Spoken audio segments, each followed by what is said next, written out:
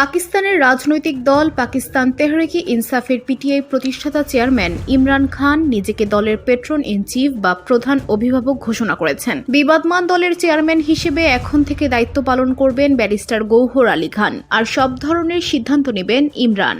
মঙ্গলবার রাওয়ালপিন্ডির আদিয়ালা কারাগারের বাইরে সাংবাদিকদের সঙ্গে কথা বলেন গৌহর। তিনি জানান, সাবেক প্রধানমন্ত্রী ইমরান খান নিজেই কারাগার থেকে দেশব্যাপী গণ আন্দোলনের নেতৃত্ব দেবেন। এ সময় আলী আমিন, ওমর আইয়ুব ও সালমান আকরাম রেজাকে নতুন দায়িত্ব দেওয়া হয়েছে। খবর দ্য ডন ও দ্য এক্সপ্রেস ট্রিবিউনের।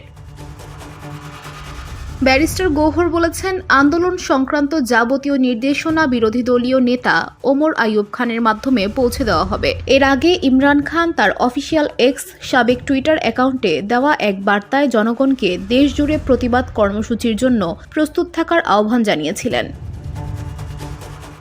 এই পোস্টটি এসেছিল এমন এক সময়ে যখন তার বোন আলিমা খান ইমরান খানের মুক্তির জন্য গিভ অ্যান্ড টেক সূত্র প্রস্তাব করেন। যদিও ইমরান খানের নিজে তার সামাজিক যোগাযোগ মাধ্যম অ্যাকাউন্ট ব্যবহারের সুযোগ নেই, তবুও পিটিআই এই পোস্ট কারা পরিচালনা করছে সে বিষয়ে কিছু বলেননি। ব্যারিস্টার গৌহর তার পদ থেকে অপসারণ করা হচ্ছে এমন গুজবও নাকচ করে দিয়েছেন। তিনি জানান, আসন্ন প্রতিবাদ কর্মসূচির নেতৃত্বে থাকবেন না খাইবার পাখতুনখোয়ার মুখ্যমন্ত্রী আলী আমিন গান্ডাপুর, বরং বিভিন্ন ব্যক্তিকে আলাদা আলাদা দায়িত্ব দেওয়া হবে।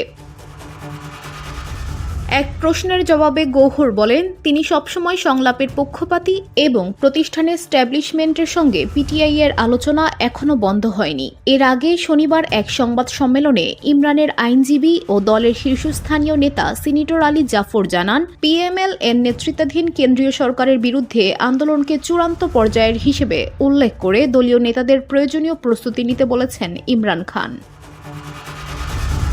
তিনি বলেন, আমরা দেশ জুড়ে বিক্ষোভ করব আর আমি জেল থেকে নেতৃত্ব দেব।